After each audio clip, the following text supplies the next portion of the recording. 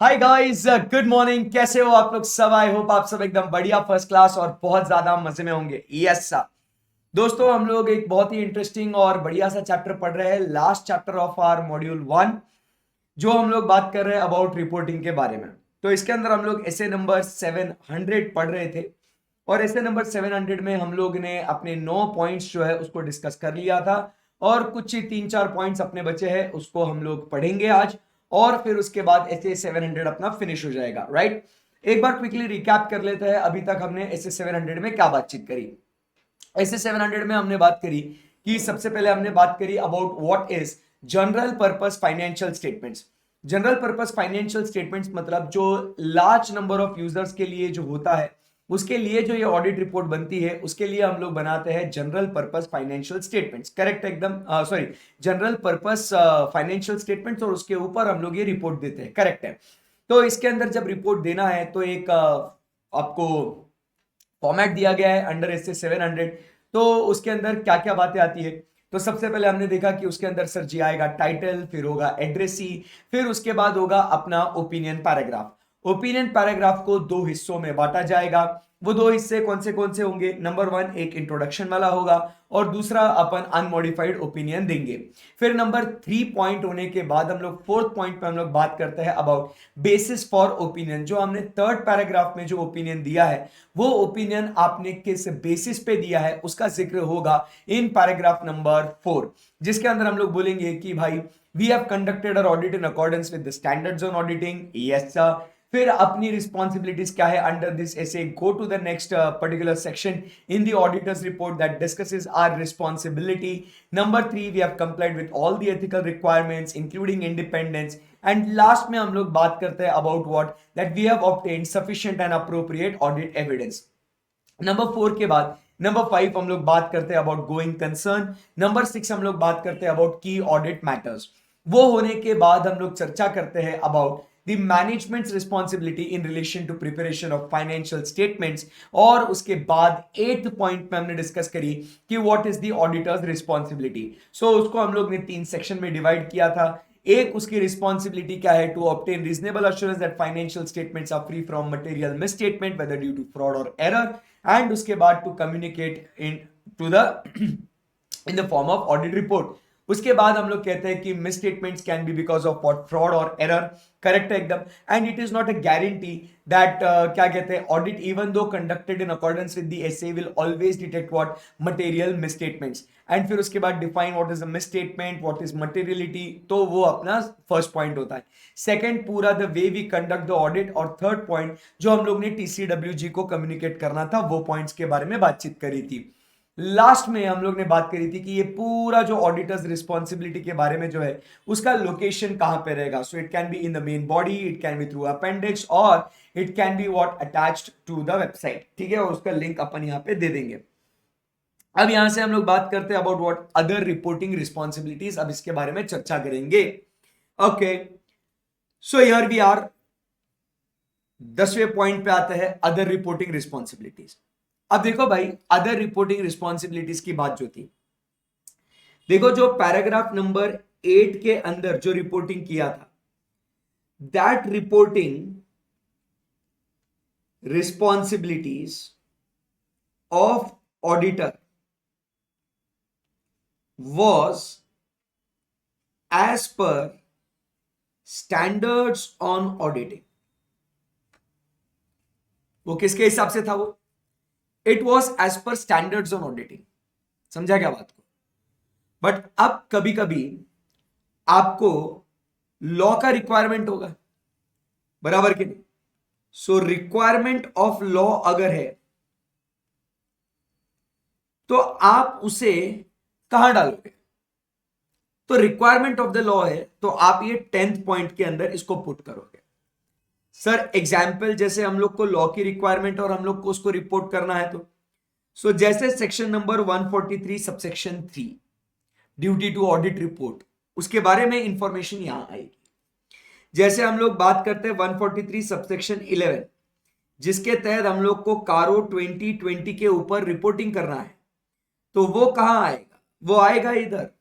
समझे बात को? तो ये जो है ना, जो रिक्वायरमेंट ऑफ द लॉ है, बराबर, तो ऐसे के अंदर तो नहीं आएगा वो, तो उसका रिस्पॉन्सिबिलिटी ये इधर 10th पॉइंट में आएगा। सो जब भी आपको लॉ के हिसाब से रिपोर्टिंग करना है तो वो इधर आएगा। ओके, सो कहता है if the auditor addresses other reporting responsibilities on the financial statements that are in addition to auditor's responsibility under the SA, बराबर, those will be addressed in a separate section in the auditor's report and that will be addressed or titled as report on other legal or regulatory requirements। आई बात समझ में आपको? So it will be addressed as what, report on legal और regulatory requirements, क्योंकि ये कानून का रिक्वायरमेंट है। क्लियर है एकदम बात? यस। और अदरवाइज अप्रोप्रिएटेड अनलेस, अभी ध्यान से सुनना, इधर क्या बोल रहा है वो, ये एक लाइन बहुत इंपॉर्टेंट है, unless these other reporting responsibilities address the same topics as those presented as required by SA, in which case the other reporting responsibilities may be presented in the same section as required as that of what SA। अब इसके बारे में आपको एकदम बढ़िया सा और अच्छा एग्जाम्पल देता हूं मैं। जैसे अगर अपन सेक्शन नंबर 143 सबसेक्शन 3 की बात करते हैं, ड्यूटी टू ऑडिट रिपोर्ट, इसके अंदर क्लॉज आई है जो बात करता है अपने को रिपोर्ट करना है on what, internal financial controls के बारे में। अपने को किसके ऊपर रिपोर्ट करने का है? We have to report on what, internal financial controls के ऊपर अपने को रिपोर्ट करना है। Section number 143 subsection 3 clause I. अभी ये लॉ के अंदर है, बट इधर आपको एसए के अंदर भी अपन ने बोला था, याद है आपको, that we are going to evaluate internal controls, दिख रहा है आपको, for the purpose of what, designing और ऑडिट प्रोसीजर्स। तो अगर अपन इंटरनल कंट्रोल के बारे में यहां पे जिक्र कर रहे हैं और अपन को वो लॉ में भी अपने को रिपोर्ट करना है, तो अगर ये सेम टॉपिक है ना भाई, ये सेम टॉपिक है, तो अपन ने उसको ऐसे वाले पार्ट में ही रिपोर्ट करना है। बट उसमें आपको क्या बोलना है, यू शैल क्लियरली डिफरेंशिएट, बराबर, that responsibility, other reporting responsibility from the reporting that required by the SA. मतलब आपको बताना है कि ऐसे के साथ तो है ही है, उसके अलावा ये अदर रिपोर्टिंग रिस्पॉन्सिबिलिटी, आपको ये अदरवाइज रिपोर्ट करने के लिए आपको क्यों बोला जा रहा है, तो वो अदरवाइज आपको क्यों बोला जा रहा है, इसको भी आपने क्या करना है, अलग से आपने रिपोर्ट करना है, बताना है, डिफरेंशिएट करना है क्लियरली। सो क्या बोला इसके अंदर, फर्स्ट पॉइंट क्या बोला, लॉ के अंदर अगर आपको कुछ रिपोर्टिंग करना है तो वो 10th पॉइंट में करने का। अगर लॉ और स्टैंडर्ड के अंदर अगर दोनों का रिपोर्टिंग रिक्वायरमेंट सेम है, तो वो अदर रिपोर्टिंग रिक्वायरमेंट में ना करते हुए ऊपर आपने जहां ऐसे करते हो वहां पे कर देना। बट ध्यान आपको ये रखना है कि वो उसको क्लियरली डिफरेंशिएट करो, क्लियरली बताओ कि हाँ भाई, हम लोग को 143 सबसेक्शन 3 क्लॉज आई के अंदर बोला गया था, इसके लिए मैं यहां पे उसको रिपोर्ट कर रहा हूं, ऐसे में भी बोला है और यहां पे भी बोला है, इसके लिए कर रहा हूं। समझा अभी बात को? बिल्कुल सही। आगे, if the auditor contains a separate section that addresses the other reporting responsibilities that requirement stated above, तो उसका हेडिंग क्या देने का, रिपोर्ट ऑन अदर लीगल और रेगुलेटरी रिक्वायरमेंट। सही है एकदम? यस। तो पढ़ो इस पॉइंट को। तो क्या है, समझ में आया ना आपको? अगर आपको स्टैंडर्ड के अलावा कुछ रिपोर्टिंग करना है, 10th पॉइंट, स्टैंडर्ड और क्या बोलते हैं उसको, लॉ, दोनों सेम बोलता है ऊपर, बट उसका क्लियर कट डिफरेंशिएट होने का, और उसका हेडिंग क्या होना चाहिए, रिपोर्ट ऑन अदर लीगल और रेगुलेटरी रिक्वायरमेंट्स, ऐसा हेडिंग दे देने का। समझा बात को? यस। रीड करो इसको,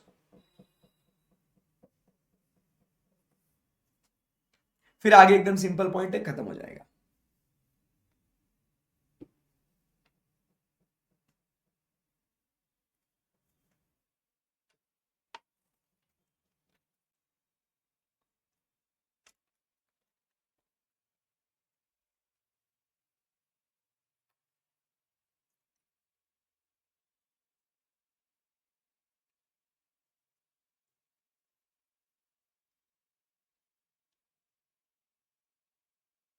चलो डन। ओके, अभी लास्ट में सिंपल पॉइंट्स है अपने, वो कौन से हैं? Signature of the auditor, audit करेगा तो साइन करेगा भाई, प्लेस और डेट। तो ये जो पॉइंट्स है सिंपल, अभी प्लेस डेट साइन। तो सिग्नेचर किसकी होगी? जो व्यक्ति अपॉइंटेड है, तो signature of the auditor. The report is signed by the auditor, that is the engagement partner, in his personal name, in his personal name. Where the firm is appointed, it will be in the personal name and in the name of the audit firm. तो हम लोग इसको कैसे देखते हैं? अपन बताते हैं इसको कि how do we sign it. So अगर ये फर्म है ना, बराबर है, तो वो पर्सनल नेम में साइन करेगा वो, but also in the name of the firm. तो यहां पे आपको दिख रहा है, यहां पे जब ये साइन करते हैं BSR and company LLP, so this dear friends is what, इसको अपन क्या बोलते हैं? इसको अपन बोलते हैं as what? Name of firm. और ये जो है this is what? Name of partner, name of firm, और यहां पे नेम ऑफ पार्टनर। आया क्या समझ में आपको? Yes sir. और फिर ये इधर जो है ना, ये इधर साइन कर देगा। क्लियर है एकदम? Yes. So the engagement partner sign करेगा। अभी जब वो साइन करेगा, he should mention what? Membership number assigned by the Institute of Chartered Accountants of India. They should also mention the firm registration number, FRN wherever applicable, obviously allotted by ICAI। तो यहां पे आप अगर देखोगे तो क्या आपको यहां पे मेंबरशिप नंबर दिख रहा है आपको? Yes sir. क्या आपको फर्म का रजिस्ट्रेशन नंबर आपको दिख रहा है यहां पे? FRN, firm registration number. So membership number और फर्म रजिस्ट्रेशन नंबर FRN दोनों आना चाहिए। क्लियर है एकदम? यस। तो ये बात हो गई सिग्नेचर की, एकदम आसान। अभी सर जी प्लेस कौन सी? जहां पे रिपोर्ट आप साइन कर रहे हो, where the report is sign, वो होगा। It is not the head office, it is not the place of the client, it is not the place of the chartered accountant, but जहां पे आप sign कर रहे हो, where the audit report is signed, वहां पे। आई बात समझ में? and it should be dated no earlier than the date on which the auditor has obtained sufficient appropriate audit evidence to which he based his opinion। बराबर है? सो जब तक उसको सारा एविडेंस मिल गया है, उसके वो डेट वो डालेगा, उसके पहले नहीं हो सकता है। पढ़ो इसको। फिर इसका सब्सिक्वेंट इवेंट्स वाला बात अपन ने करा था, तो वो इधर कंसीडर करना है कि उसको मॉडिफाइड रिपोर्ट वगैरह देना पड़ेगा, नहीं देना पड़ेगा, वो सर्कमस्टेंसेस में। तो read this part.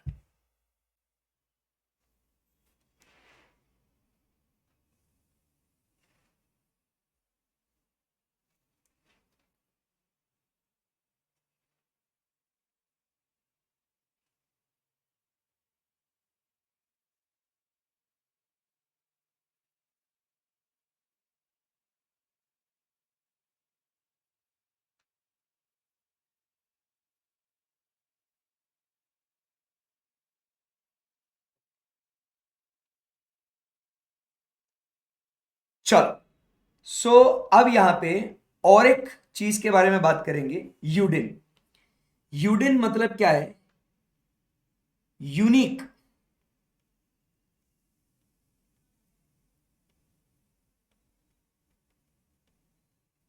Document identification number.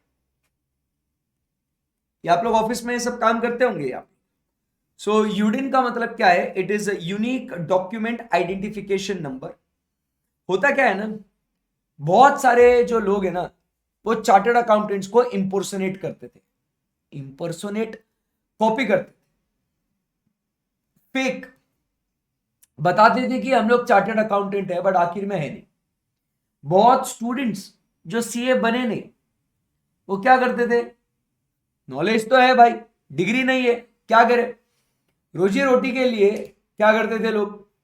Fake sign करते थे, बताते थे हम चार्टर्ड अकाउंटेंट्स है, फेक ऑडिट रिपोर्ट जनरेट होती थी। तो ऐसे केस में bankers, creditors, stakeholders at large, उन्हें दिक्कतें आने लग गई कि जो व्यक्ति चार्टर्ड अकाउंटेंट नहीं है, वो अपने आप को दर्शा रहा है कि वो चार्टर्ड अकाउंटेंट है, तो ऐसे केस में क्या करे भाई, इसके ऊपर कहीं ना कहीं कुछ तो कंट्रोल लाना पड़ेगा। सही में उसी चार्टर्ड अकाउंटेंट ने, ऑथराइज चार्टर्ड अकाउंटेंट ने ये रिपोर्ट दिया है नहीं दिया है, ये पता कैसे चलेगा? तो इंस्टीट्यूट ने 2019 का वो समय 1 फरवरी 2019 ये इंट्रोड्यूस किया कि आज से जब भी कोई चार्टर्ड अकाउंटेंट ऑडिट रिपोर्ट या कोई भी डॉक्यूमेंट सर्टिफाई करेगा, बराबर है, उसको उसके ऊपर ये यूडिन नंबर लिखना बहुत जरूरी है, यूनिक डॉक्यूमेंट आइडेंटिफिकेशन नंबर। जब भी आप वेबसाइट पे इंस्टीट्यूट के ये यूडिन को ट्रेस करने की कोशिश करोगे, आपको दिखेगा कि ये कौन से सीए ने साइन किया है। वो सीए हाँ हमारे पास रजिस्टर्ड है, उसने क्या रिपोर्ट साइन करी है और वो किस रिपोर्ट का ये बेसिक की अमाउंट उसके अंदर होता है। So this is what ICI introduced UDIN. Clear है एकदम? सो ये कंपलसरी है, ऐसा शॉर्ट नोट आएगा आपको। It was noticed that the financial document certificates attested by the third person misrepresenting themselves as CA members were misleading the authorities and stakeholders. ICA also received number of complaints of signatures of CA being what? Signatures of CAs being forged by non-CAs. To curb this malpractice, the Professional Development Committee and ICA implemented in a phased manner an innovative concept called as UDIN. That is unique document identification number. All certificates were made mandatory with effect from 1st February 2019. Chartered accountants having full-time certificate of practice can register on UDIN portal and generate UDIN by registering certificates attested by them. Accordingly, auditor is required to mention UDIN with respect to each audit report being signed by him along with his membership number while signing the report. The same is shown in the below illustration. तो वो आप module में देख लेना, but जो illustration है मैंने आपको यहाँ पे बता दिया है। क्लियर है एकदम? सही है? Yes sir. So here we complete, my dear friends, with what one very simple and very interesting essay. That was essay number 700.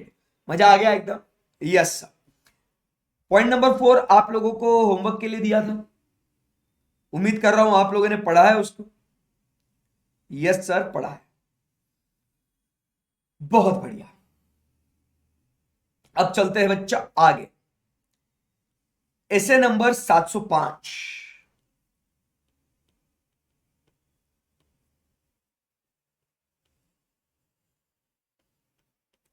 essay number 705 जो बात करता है किसके बारे में?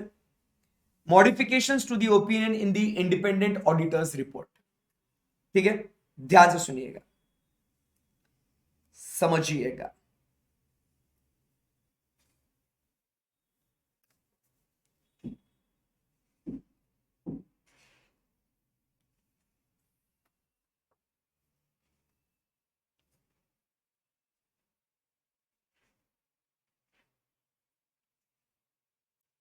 पहले मैं लिखता हूं, फिर आप लोग लिखना, या तो नहीं नहीं, पहले मैं लिखता हूं।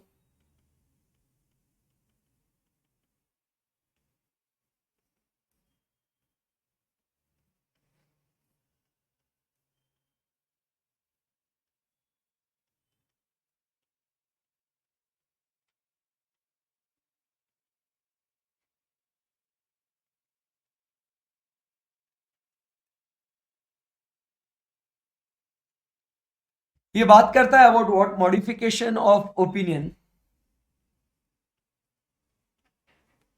In independent auditors report. अब ये जो इंडिपेंडेंट ऑडिटर्स रिपोर्ट जो थी ना भाई, ये इंडिपेंडेंट ऑडिटर्स रिपोर्ट, ये किधर थी? ये इंडिपेंडेंट ऑडिटर्स रिपोर्ट ये थी एसे नंबर 700 में। Independent auditors report was in essay number 700। आएगा ध्यान में, एसे नंबर 700 में था इंडिपेंडेंट ऑडिटर्स रिपोर्ट। अब उस ओपिनियन को बेटा अपने को क्या करना है? उसमें अनमॉडिफाइड ओपिनियन था ना, उसमें कौन सा ओपिनियन था? अनमॉडिफाइड, क्लीन ओपिनियन, कुछ भी गलत नहीं है, सब बढ़िया है एकदम बाबा, एकदम चकाचक ओके में। बट भाई हर बार ऐसा होगा ऐसा जरूरी नहीं ना। तो उस ओपिनियन को मॉडिफाई करना जरूरी होगा कि नहीं? हाँ सर, तो कैसे करने का उसको? तो दिस इज गिवन इन ऐसे नंबर व्हाट 705। अंडरस्टूड? यस। तो क्या हुआ यहां पे ऐसे नंबर 705 के अंदर modification to the opinion in the independent auditors report. ठीक है। सो इसके अंदर जो है ना, ऑडिटर जो है ना बेटा, 3 टाइप के ओपिनियन देता है। 3 टाइप का ओपिनियन देता है। एक है qualified opinion,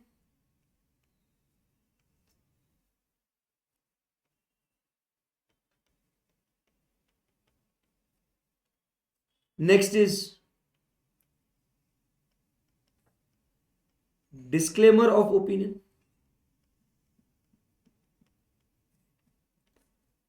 and last we have is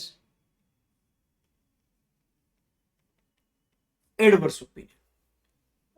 अब ये क्वालिफाइड, डिस्क्लेमर, एडवर्स, ये कब आता है, कब एक्टिवेट होता है, जरा इसके बारे में मैं लिखता हूं, समरी बनाता हूं पूरे स्टैंडर्ड का, फिर उसको आपको समझाता हूं मस्त, बहुत मजा आएगा। ये आप लोग ओपिनियन ऑडिट रिपोर्ट्स बनाते हो तो काम करते होंगे इसमें, है ना? सो आओ जरा देखते हैं।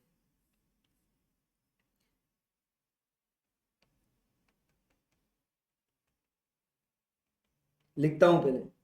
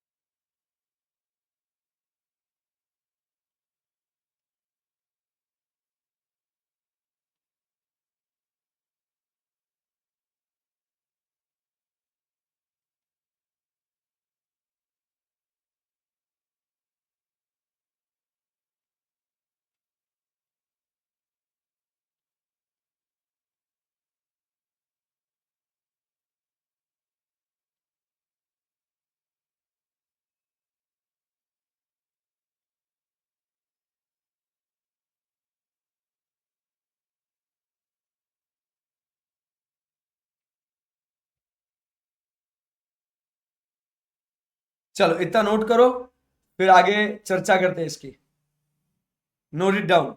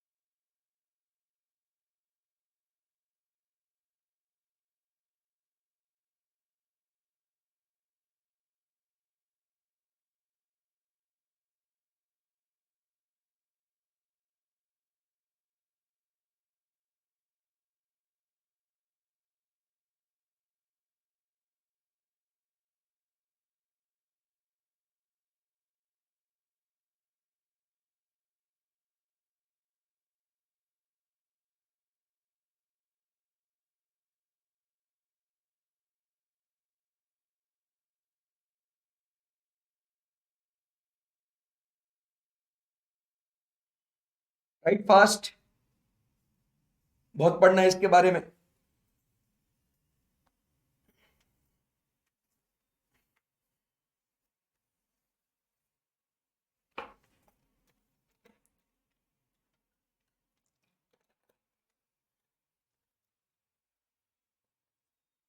Last 30 seconds.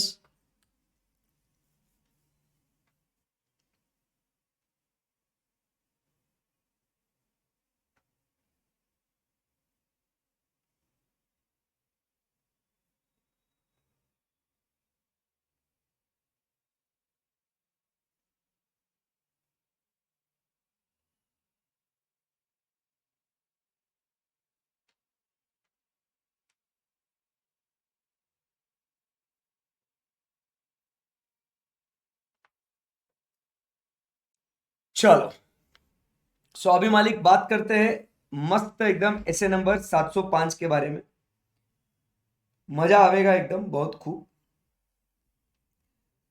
सो यहां पे मॉडिफाइड रिपोर्ट के अंदर अपन जो मॉडिफाइड ओपिनियन दे रहे हैं, ये इधर ऐसे नंबर 705 है। ये जो है, ये जो बात हो रही है, ये हो रहा है ऐसे नंबर 706 में। और ये जो है, मतलब ऐसे लिखूं क्या मैं आपके लिए, ये अनमॉडिफाइड है 700 में। फिर एम्फसिस ऑफ मैटर 706 में, 706 में, ये 705, और ये भी है अदर मैटर 706। ये क्वालिफाइड ओपिनियन, एडवर्स ओपिनियन और डिस्क्लेमर ऑफ ओपिनियन। तो 705 706 पढ़ना है, जिसमें कि अभी अपन फोकस कर रहे हैं ऑन व्हाट, ऐसे नंबर 705। ठीक है, yes. So what are the circumstances when the audit report is modified? पहले मैं आपको समझाता हूं एक इंपॉर्टेंट चीज, इन सबका मीनिंग। अभी इतना लिखा ना, अभी होल्ड करने का, फिर वापस से समझाऊंगा, कुछ लिखूंगा, वापस से आप लिखेंगे, एकदम ऐसा समझ समझ के लिखेंगे, तो थियरी में बहुत ऊपर चले जाएंगे तुम लोग। बराबर है, यस। तो सबसे पहले एक एक अभी इन चीज का मतलब अपन समझेंगे। तो इंपॉर्टेंट पॉइंट्स जिसके बारे में अभी अपन बात करेंगे, let's start discussion on what SA 705। तो सबसे पहले मेरा बच्चा, फर्स्ट पॉइंट जो हम लोग बात कर रहे हैं, what is limitation of scope? किसे कहते हैं हम लोग limitation of scope? So limitation of scope का मतलब क्या होता है? When auditor is unable to obtain sufficient and appropriate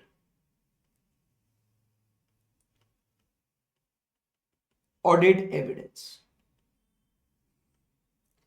इसे हम लोग कहते हैं क्या, लिमिटेशन ऑफ स्कोप। कि उसके काम के ऊपर रोक टोक लगाई गई है और उस वजह से वो क्या नहीं कर सक रहा है, वो ऑडिट एविडेंस ऑब्टेन नहीं कर पा रहा है। इसको अपन बोलते हैं as what, limitation of scope. Number 2, अपन बात करते हैं about what, disagreement with management.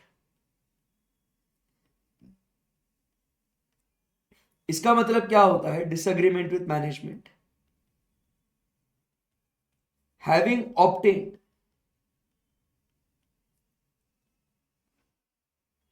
sufficient and appropriate audit evidence,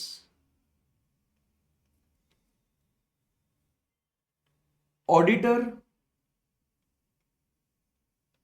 concludes that financial statements are materially misstated. आई बात समझ में? तो डिसएग्रीमेंट विथ मैनेजमेंट मतलब क्या? सफिशिएंट अप्रोप्रिएट ऑडिट एविडेंस भाई के पास है, उसने एविडेंस ऑब्टेन करा है और वो एविडेंस के बलबूते पे, उसकी बुनियाद पे वो बोल रहा है कि that these financial statements are what materially misstated. आई बात समझ में? सो दो पॉइंट्स का मतलब आपको विस्तार में समझ में आ गया होगा बच्चों कि what is limitation of scope, उसके काम काज के ऊपर रुकावटें डाली गई है, उसको ठीक से फ्रीली उसको काम करने नहीं दिया गया है। और सेकेंड पॉइंट हम लोग क्या बोलते हैं, there is disagreement with management, जिसका मतलब ये होता है कि भाई मैंने एविडेंस ऑब्टेन किया है और उस एविडेंस के बेसिस पे बता रहा हूं कि भाई मटेरियल मिसस्टेटमेंट है फाइनेंशियल स्टेटमेंट्स में। आई बात समझ में? Yes sir. चलो बेटा अभी आगे बढ़ते हैं। नेक्स्ट पॉइंट क्या कहता है अभी? नेक्स्ट पॉइंट कहता है about materiality. Materiality sir, materiality क्या होता है ये पढ़ा हुआ है अपन ने। What is materiality? इसका आता है एसए नंबर 320। एसए नंबर 320 वो क्या कहता है? Any information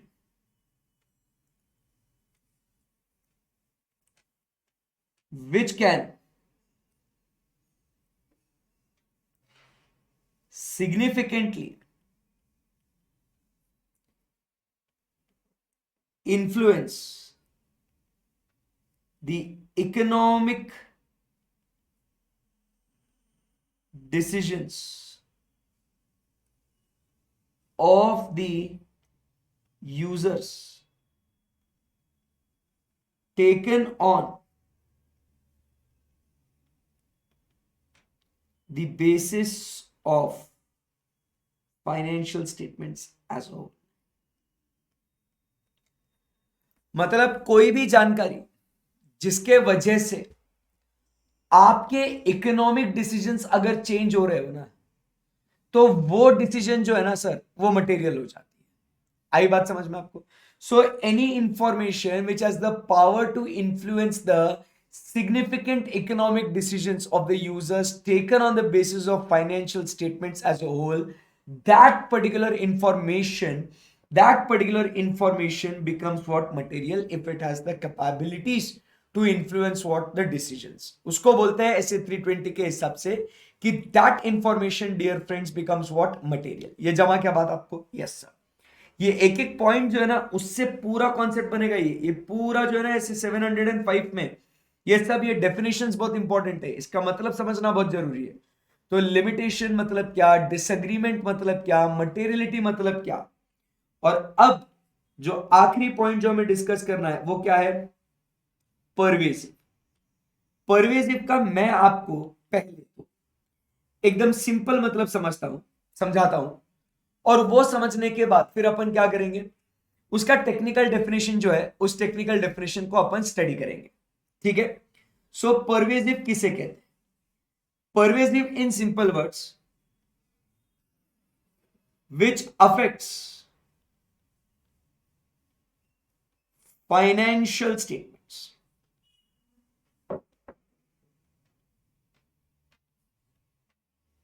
which affects what? Financial statements. Materiality क्या करता है? ये इकोनॉमिक डिसीजंस को अफेक्ट करता है। परवेसिव मतलब क्या? ये किसको अफेक्ट करता है? फाइनेंशियल स्टेटमेंट्स को अफेक्ट करता है। समझा क्या बात को? सो ऐसी वो बात है।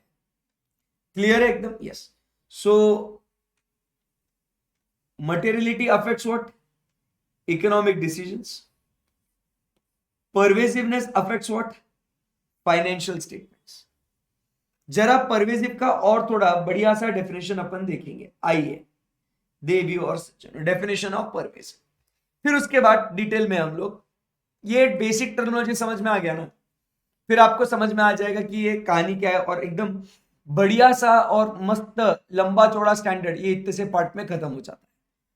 So let us try to understand what is the definition of pervasive. Pervasive, a term used in the context of misstatements to describe the effects on what? The financial statements. ठीक है ना? और the possible effects on the financial statements. ये effects and possible effects इसका मतलब जो है ना थोड़ी देर में आपको समझाऊंगा, डोंट वरी। क्योंकि आप पूछेंगे सर ये इफेक्ट और पॉसिबल इफेक्ट मतलब सर ऐसा क्या है ये सी, तो टेंशन नहीं लेने का, समझा दूंगा। सो सिंपल मैंने क्या बोला, it is a misstatements that affects financial statement, जिसके वजह से फाइनेंशियल स्टेटमेंट्स इंपैक्ट होएगा, उसको अपन बोलते हैं क्या sir, this is called as what, pervasive. Clear एकदम। So pervasive effects on financial statements that are in the auditors judgement, क्या बोलता है, इन द ऑडिटर्स जजमेंट, वो क्या कहता है, it is not confined to specific element accounts or items of financial statement, not confined to element account, it is related to the entire financial statement। अगर वो it is not confined to element accounts or items of the financial statements, if so confined that could represent a substantial proportion of the financial statements, अगर वो कोई specific account element से related है तो वो इतना होगा कि वो पूरे प्रोपोर्शनल फाइनेंशियल स्टेटमेंट्स के हिसाब से वो ज्यादा होगा। And in relation to disclosures which are fundamental to the users understanding of the financial statements, अगर डिस्क्लोजर से है तो वो डिस्क्लोजर क्या होना चाहिए, it will be what, it will be fundamental for the understanding of the users of financial statement. समझा गया बात को? Yes sir. तो ये जो है मालिक के 3 पॉइंट है। नंबर 1, परवेसिव इफेक्ट मतलब क्या कहते हैं, not confined to particular element account और item of the financial statement, but अगर वो उससे कनेक्टेड है तो वो इतना बड़ा होगा कि वो पूरे फाइनेंशियल स्टेटमेंट्स को अफेक्ट करेगा, the proportion will be more. And अगर डिस्क्लोजर्स के बारे में है तो वो डिस्क्लोजर्स ऐसे होंगे which will be fundamental for the users understanding of the financial statements, जैसे कि गोइंग कंसर्न के बारे में बात करेंगे तो it is a fundamental assumption of the क्या बोलते हैं उसको, अकाउंट्स, और उसको हम लोग अंडरस्टैंडिंग के लिए यूज करते हैं कि बाबा पूरे फाइनेंशियल स्टेटमेंट्स उसके हिसाब से बने होंगे। सो ये कुछ बातें हैं, तो इसको अपन कहते हैं क्या, परवेसिवनेस। माय डियर फ्रेंड्स, क्या ये आपको 3 बातें समझ में आई है क्या? लिखो मत अभी, समझो पहले इसको, बहुत बहुत बढ़िया स्टैंडर्ड है ये, एक ही बार पढ़ना है और फाइनल लेवल पे इसको बहुत अच्छे से आना बहुत जरूरी है, क्योंकि इसके बाद तो आपको सीए बनना है और आप लोगों ने तो फिर उसके बाद तो भैया काम यही करना है। सही है एकदम, यस।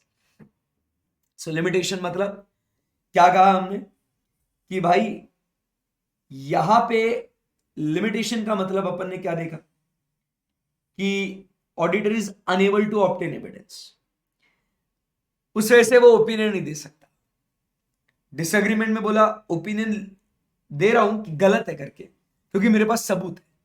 डिसएग्रीमेंट, तुम बोल रहे कुछ और, मेरे सामने एविडेंस है, दिख रहा कुछ और ना रे भाई, ऐसा।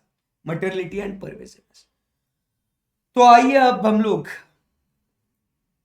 सही मायने में देवी और सज्जन शुरुआत करते हैं ऐसे नंबर 705 की। सारे डेफिनेशन स्टडी करने के बाद what are the circumstances where the auditor is supposed to modify the opinion?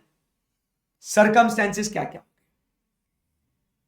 The auditor concludes that based on the audit evidence obtained, financial statements are not free from material misstatement,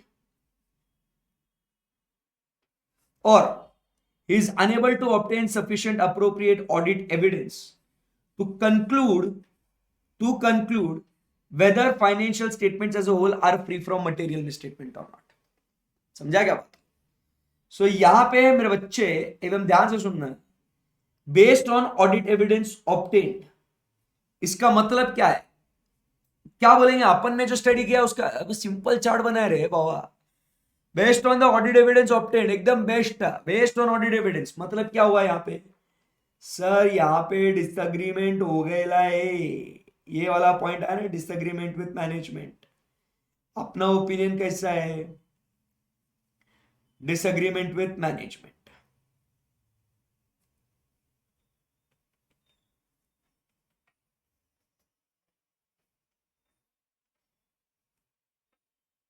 इधर क्या बोल रहे हैं अपन कि मैंने evidence लिया और उसके बेसिस पे क्या हुआ, मैं कंक्लूड कर रहा हूं कि it is not free from material misstatement. या तो सेकेंड पॉइंट क्या बोला, वो सेकेंड पॉइंट क्या बोला, अनएबल टू ऑब्टेन, तो इधर क्या बोलेंगे अपन,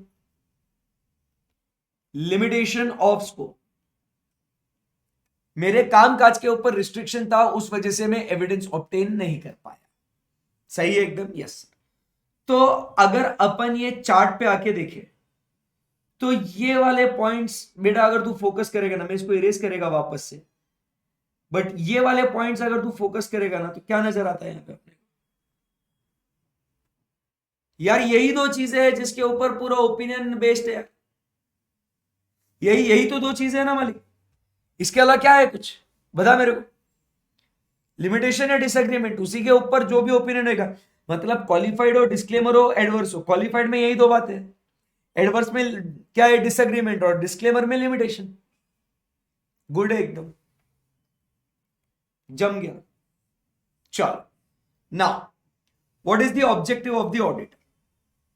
मस्त एकदम चल रहा है, आराम से चलने देने का इसको। ये जो बुक में लिख रहा हूं वो साथ में लिखने का, बराबर। Objective of the auditor is to express clearly and appropriately modified opinion. As per SA 705, modifications to the opinion of the independent auditor's report. Objective of the auditor is to express clearly and appropriately modified opinion on the financial statements.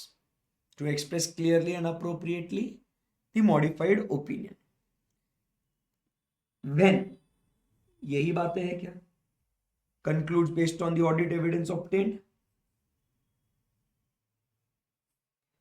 unable to obtain sufficient appropriate audit evidence, यही चुआ क्या वापस से? चलिए आगे बढ़ते हैं। Types of modified opinion, qualified, adverse and disclaimer. सही है, सही है।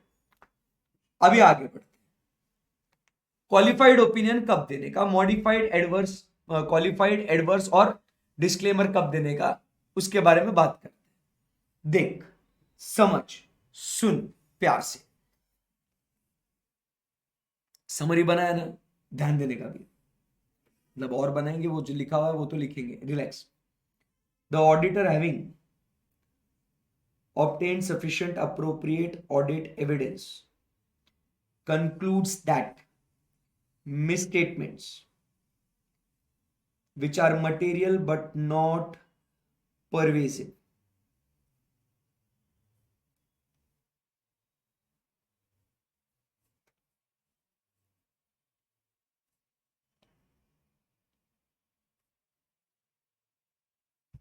इससे क्या समझ में आता?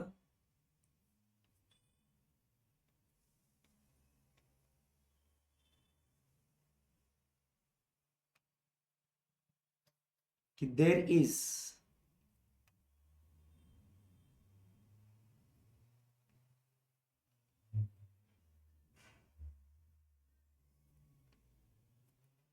इसको क्या बोलेंगे अपन? डिसएग्रीमेंट, डी लिखू ऐसा, D, disagreement with management material है बट परवेजिव नहीं है। सही है एकदम, यस सर। दूसरा क्या बोल रहा है? The auditor is unable to obtain sufficient appropriate audit evidence on which to base an opinion, but the auditor concludes that the possible effects, he concludes that the possible effects on the financial statements of undetected misstatements could be material but not pervasive. समझ रहा है क्या? तो ये second point में क्या बोला ये कि बाबा उसके अंदर लिमिटेशन ऑफ स्कोप है, मटेरियल है बट परवेजिव नहीं है। सब एग्जाम्पल्स वगैरह के साथ सब बात करेंगे, डोंट वरी, एकदम आराम से। सो यहां पे आपको दिख रहा है कि क्या हुआ? क्वालिफाइड ओपिनियन मतलब कब होता है? आपको दिख रहा है मैंने डिसएग्रीमेंट भी लिखा है और यहां पे लिमिटेशन भी है। कॉमन पॉइंट दोनों में क्या लिखा? मटेरियल है बट परवेजिव नहीं है। तो ऐसे केस में जो ओपिनियन हम लोग देंगे वो ओपिनियन कौन सा होगा? That opinion will be a qualified opinion. दिखा क्या आपको? सही है ना? सो एकदम सिंपल समरी है। और अब इधर तेको एक वर्ड दिख रहा है, पॉसिबल इफेक्ट्स। क्योंकि एविडेंस नहीं है ना मेरे पास, तो उसके इफेक्ट्स मटेरियल होंगे या नहीं होंगे ये मैं कंक्लूड नहीं कर सकता, but what is the possibility वो बताऊंगा ना। तो देख, जब एविडेंस मिल जाता है ना, तो मैं डंके की चोट पे बता सकता हूं कि उसका इफेक्ट क्या है।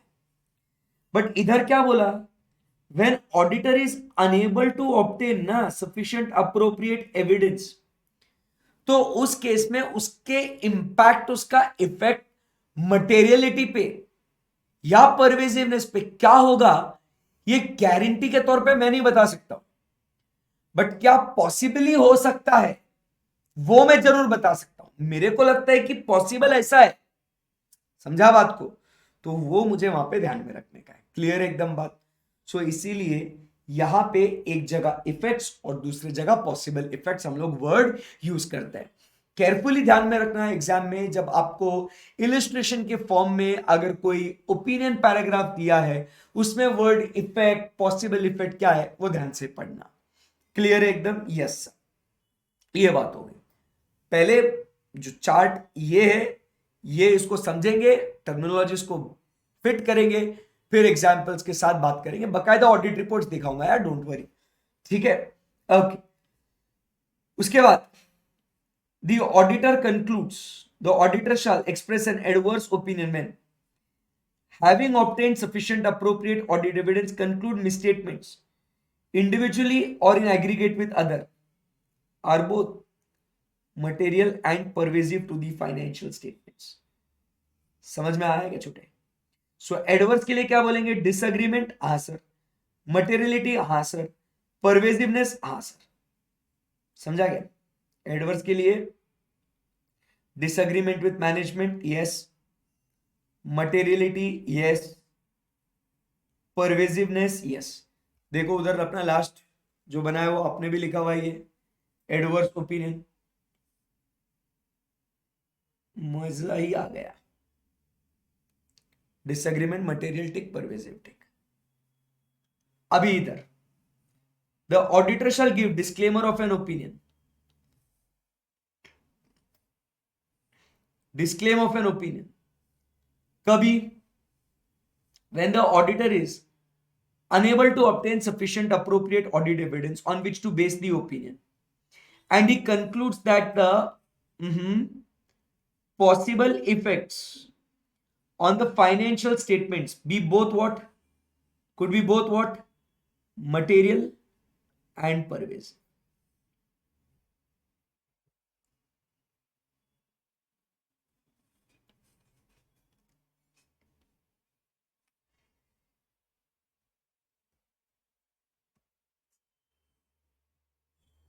सो इधर क्या बोलने का अपन ने? लिमिटेशन चेक, मटेरियलिटी हाँ, possible effects on financial statements, yes. तो यही क्या अपन ने चार्ट बनाया था क्या? यस। यहां तक समझ में आया? मटेरियलिटी, लिमिटेशन, परवेजिव, क्या क्या लिखा हुआ है, इसी के आजू बाजू पूरा जो स्टैंडर्ड है ना वो घूमता बेटा। ठीक है, अभी कौन से केस में कैसा ओपिनियन देने का, ये इधर, इधर और ये इधर लिखा हुआ है ये। ठीक है, तो क्वालिफाइड, हैविंग ऑब्टेन्ड एविडेंस, यही लिखा हुआ है, but material but not pervasive, having obtained, unable to obtain sufficient appropriate evidence, possible effects, material but not pervasive, having obtained both material and pervasive, ये वही लिखा हुआ है, उसी के आजू बाजू है। परवेजिव का मतलब बताया, disclaim when unable to obtain and conclude the possible effects could be both material and pervasive, बराबर है। Auditor shall disclaim an opinion when in extremely rare circumstances involving multiple uncertainties, auditor concludes that notwithstanding having obtained sufficient, ऐसा ऐसा है। ठीक है, so which type of opinion is appropriate, कब कैसा देने का उसके बारे में बात करेंगे, बट पहले जल्दी से हम लोग क्या करेंगे, ये 4 इंपॉर्टेंट डेफिनेशन पॉइंट्स लिख के रखेंगे। चलो स्टार्ट राइटिंग।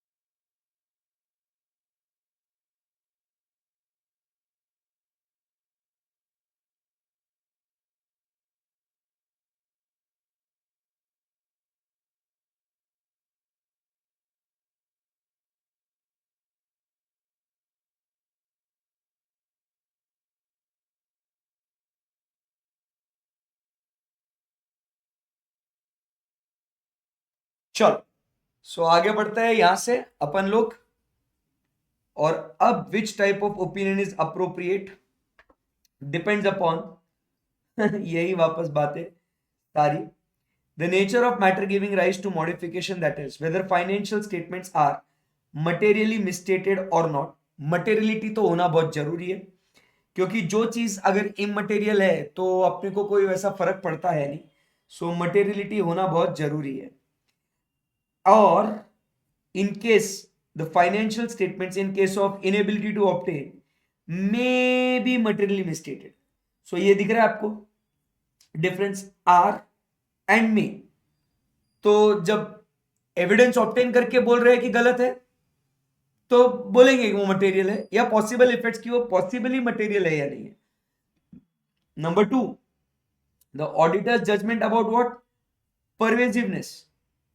नंबर 2 पॉइंट क्या बोल रहा है, auditor judgement about pervasiveness of effects और पॉसिबल इफेक्ट्स। इफेक्ट्स और पॉसिबल इफेक्ट्स मतलब परवेसिव है या नहीं है, उसके हिसाब से अपने को देखना है। सो मटेरियलिटी तो होना चाहिए, but judgement about the pervasiveness of financial statements, तो उसके हिसाब से अपना ओपिनियन आएगा। ठीक है, ये वाला जो पॉइंट है अभी इसको होल्ड पे रखेंगे, क्योंकि पहले पूरा ओपिनियन क्या क्यों कैसे पूरा समझेंगे। भाई सुनना, अभी तक कुछ नहीं पढ़ा है रे, मैंने कुछ भी नहीं पढ़ा है, मत टेंशन ले सर, कुछ समझ में नहीं आ रहा, क्या एड़ा है क्या तू, रिलैक्स। अभी सिर्फ मैंने क्या बोला, लिमिटेशन ऑफ स्कोप है या डिसएग्रीमेंट है तो देने का क्वालिफाइड, लिमिटेशन ऑफ स्कोप है बराबर, मटेरियल भी है और परवेसिव भी है तो देने का कौन सा, डिस्क्लेमर। इतना बोल रहा हूं मैं अभी भी, और बुक में भी इतना ही बोला है, अभी तक अपन आगे गए नहीं। तो तू इमोशनल मत हो सर क्या कर रहे हैं अपन, भाई कुछ नहीं कर रहे अभी तक, सिर्फ टर्मिनल कैरेक्टर इंट्रोडक्शन था अभी, ठीक है ना। तो अभी बात हो रही है अपनी आगे बहुत भयंकर। चल बेटे, अभी बात करेंगे मेन टॉपिक के बारे में, हो जाएगा। अरे हो जाए ना सब, चल लेट्स रॉक बच्चा। सो यहां पे जो है ना बात हो रही है अबाउट ऑडिटर्स ओपिनियन की। तो देखो ये मॉडिफाइड ओपिनियन है, करेक्ट है ना। तो यहां पे अपन ने जो SS 700 में जो रिपोर्ट बनाया, इस 700 के रिपोर्ट को अपन को क्या करना है, इस 700 के रिपोर्ट को बेटे इसको मॉडिफाई करना है, मॉडिफाई। सो इसको मॉडिफाई करना, और ये जो मॉडिफाई कर रहे हैं ना अपन, ये किसके हिसाब से करेंगे, एज पर इसे 705। तो 700 जो अनमॉडिफाइड रिपोर्ट थी ना,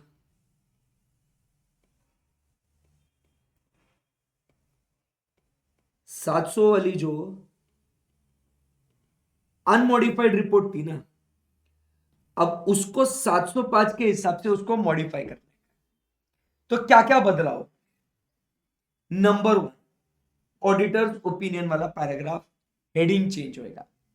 याद है तेरे को, टाइटल एड्रेसी ओपिनियन पैराग्राफ, जाके देख एक बार, SS 700 में भूल गया ना तू, जाके देख एक बार, रिकॉर्ड में जाके देख। फर्स्ट क्या बोला था, टाइटल, यस सर वो तो याद है, एड्रेसी याद है, फिर उसके बाद बात करी थी ओपिनियन, और उसके 2 सेक्शंस थे। तो अब वो जो ओपिनियन है वो चेंज हो जाएगा, और उसके जगह अप्रोप्रिएट हेडिंग, अगर एडवर्स ओपिनियन दिया तो एडवर्स लिखने का, अगर क्वालिफाइड दिया तो क्वालिफाइड लिखने का, डिस्क्लेमर दिया तो डिस्क्लेमर लिखने का। आई बात समझ में। तो it will be replaced when the auditor modifies the opinion, he shall use the heading what, qualified, disclaimer और एडवर्स। जम गया। अभी बात करते हैं फर्स्ट क्वालिफाइड ओपिनियन की। बात होगी क्वालिफाइड। अब देखो क्वालिफाइड ओपिनियन जो है ना वो कौन है, वो अपने पड़ोस वाली आंटी है। क्वालिफाइड ओपिनियन, वो क्वालिफाइड ओपिनियन देती है वो आंटी। मतलब क्या है, चुगली करने जैसा रे, पड़ोस वाली aunty qualified opinion is equal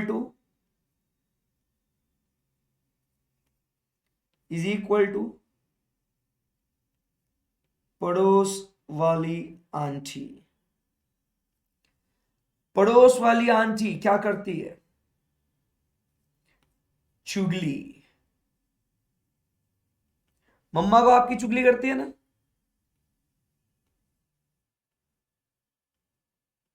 वैसा सेम टू सेम ये क्वालिफाइड ओपिनियन। क्या होता है ना, क्वालिफाइड ओपिनियन में कुछ ऐसा मैटर होता है। पहले एग्जाम्पल को बाद में इंट्रोड्यूस करता हूं, पहले कॉन्सेप्ट को समझो। क्या होता है ना कि कुछ ऐसा मैटर होता है कि तुम, मतलब आपके अपने ऐसे फालतू एग्जाम्पल लेके समझाता हूं पहले कि क्या हो गया कि आपके मम्मी ने आपके दोस्तों के साथ, आप मतलब मम्मी ने नहीं, वो पड़ोस वाली आंटी ने आपको है ना दोस्त के साथ आपके देखा, वो दोस्त चोरी थी, आपको देख लिया उसने, पड़ोस वाली आंटी ने।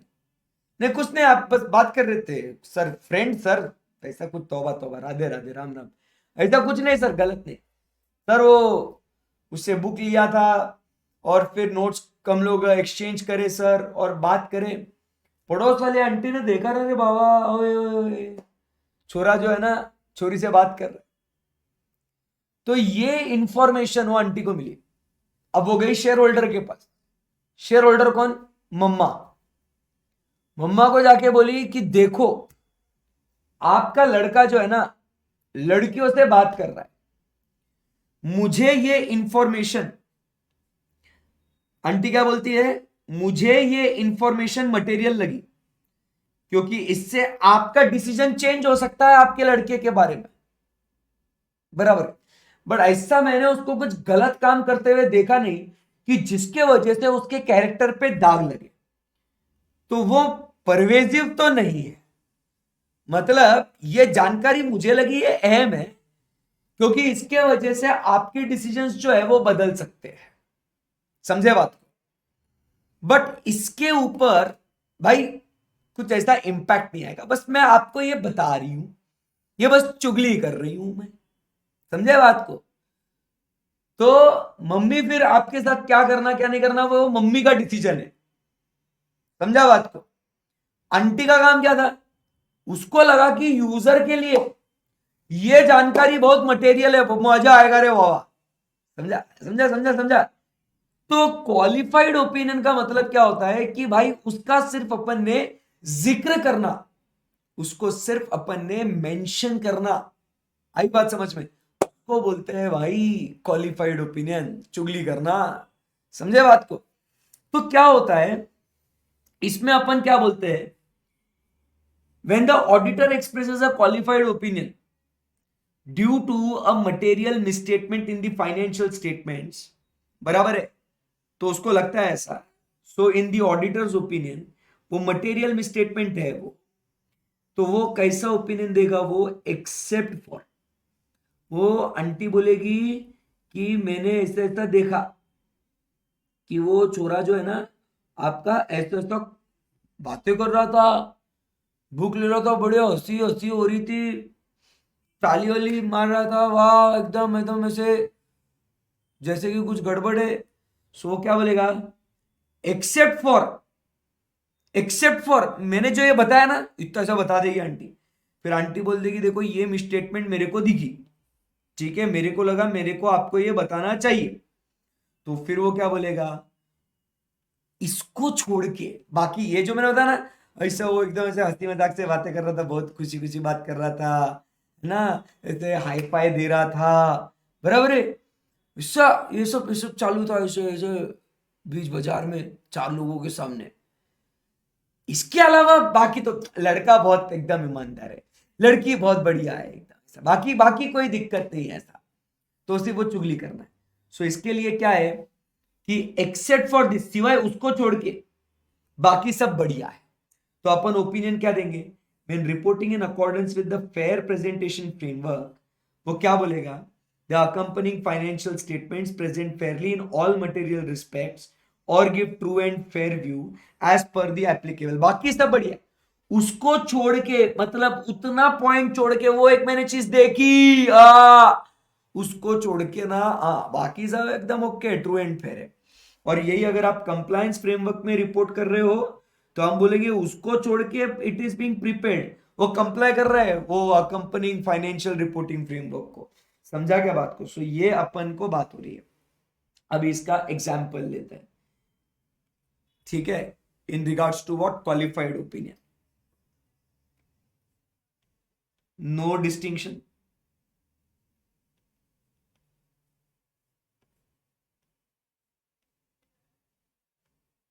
Between short term and long term loans और इन्वेस्टमेंट्स। भाई फाइनेंशियल स्टेटमेंट्स में शॉर्ट टर्म या लॉन्ग टर्म लोन्स या इन्वेस्टमेंट्स है तो उसका बाइफर्केशन होना बहुत जरूरी है। बोलो हाँ या ना? जरूरी है सर। वो लोन्स या वो इन्वेस्टमेंट्स शॉर्ट टर्म के है या लॉन्ग टर्म के है, इसके लिए ये यूजर के डिसीजंस के लिए इंपॉर्टेंट है कि नहीं? तो हम लोग कह रहे हैं हाँ ये सर मटेरियल है, बट क्या इसके वजह से कहीं फाइनेंशियल स्टेटमेंट्स अफेक्ट हो रहे हैं क्या? Answer is no.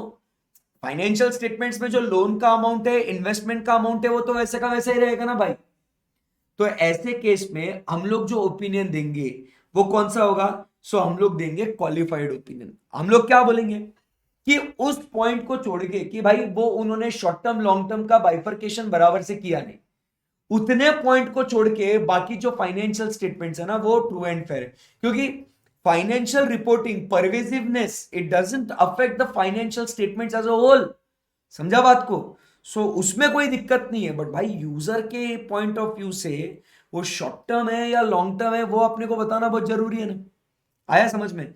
सो अपन जब भी अपन क्या बोलेंगे, क्वालिफाइड ओपिनियन देते हैं, अगर कोई भी लिमिटेशन या कोई भी डिसएग्रीमेंट अपने को मिलता है और जिस वजह से अपने को लगता है कि नो डाउट ये यूजर्स के अंडरस्टैंडिंग के लिए मटेरियल है, बट इसके वजह से फाइनेंशियल स्टेटमेंट्स कहीं अफेक्ट नहीं हो रहे, तो अपन ने बस चुगली करना है, उसको बोलना है ये जो है ना, except for the reasons described in basis for qualified opinion section. Basis में मैं बताया वहां पे कि क्यों मैं ये बोल रहा हूं, उसको छोड़ के क्वालिफाइड ओपिनियन क्यों दे रहा हूं वो बोल दिया। उसको छोड़ के उसको छोड़ के बाकी सब एकदम ट्रू एंड फेयर है, बाकी कोई दिक्कत नहीं, सब बढ़िया एकदम, कोई कोई प्रॉब्लम नहीं है, कोई दिक्कत नहीं है। समझ में आया आपको? सो उसको बोलेंगे अपन क्या? Qualified opinion. समझा बात को? Yes sir. सो ये है क्वालिफाइड ओपिनियन। एक बार आप रीड करेंगे आपके नोट्स में से प्लीज उसको।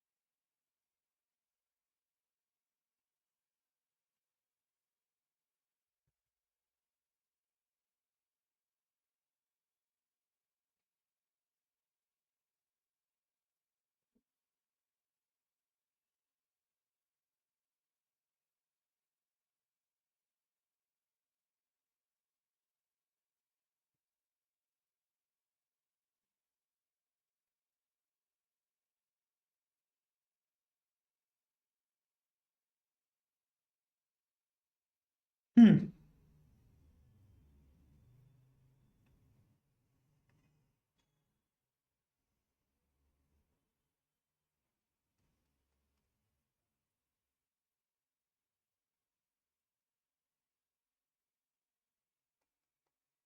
इंस्टीट्यूट के मॉड्यूल में कुछ उन्होंने एग्जाम्पल्स दिए हैं।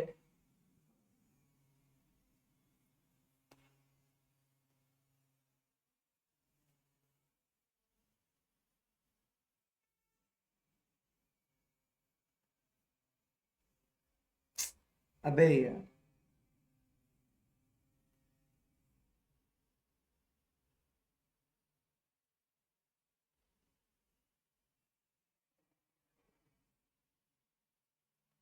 सो क्वालिफाइड ओपिनियन का एक एग्जाम्पल दिया है, देखो। सो क्या है ये इलिस्ट्रेशन, जरा आके देखेंगे अपन। सो क्या बोल रहा है वो यहां पे,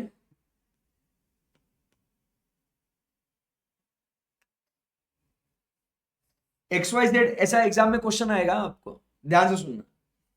X Y Z is a company engaged in manufacture of cranes.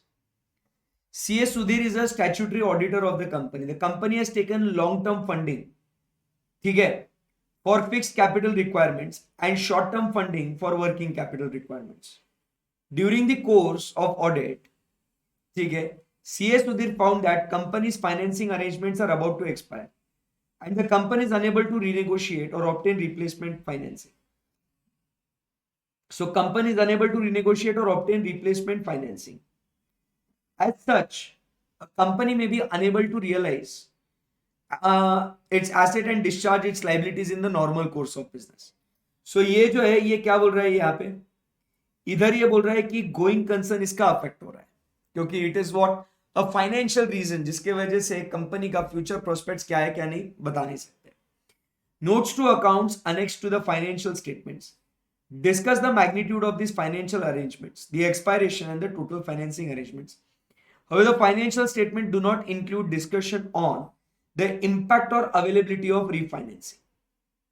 तो फाइनेंशियल स्टेटमेंट्स में इसका जो इम्पैक्ट है वो इम्पैक्ट नहीं बताया. What kind of opinion should CA Sudhir give, तो उन्होंने बकायदा कौन सा ओपिनियन देना चाहिए सर, क्वालिफाइड ओपिनियन देना चाहिए. सही है एकदम, yes sir. So in the present case, he is unable to renegotiate or obtain replacement. This situation indicates existence of what, material uncertainty that casts a significant doubt on the entity's ability to continue as a going concern. ठीक है ना एकदम, ठीक है. This financial statements do not disclose the fact adequately. So thus financial statements are materially misstated due to inadequate disclosure. C.A. Sudhir will express a qualified opinion as the effects on financial statements of this inadequate disclosure are material, but they are not affecting monetary wise the entire financial statements or fundamental to the user's understanding of financial statements, because that is pervasive, right? वो 3 points देखे थे अपन ने. So ऐसे करके अपन ने क्या करना है, उसका क्वालिफाइड ओपिनियन देना है. तो ऐसे बहुत सारे एग्जाम्पल्स आपको मिलेंगे, ठीक है, कि बाबा उसने वो, जैसे अभी ये शॉर्ट टर्म लॉन्ग टर्म बराबर से डिस्क्लोजर नहीं किया है, तो ये क्वालिफाइड समझा. तो इसमें वो क्या बोलना अपने को कि except for this in our opinion to the best of a knowledge, इधर क्या लिखने का अपन ने, सिर्फ एक्सेप्ट फॉर, क्या लिखने का, except for the incomplete disclosure. बाकी सब बढ़िया एकदम, बाकी कोई हम लोग को दिक्कत ही नहीं है, कोई चैलेंज ही नहीं है हमको.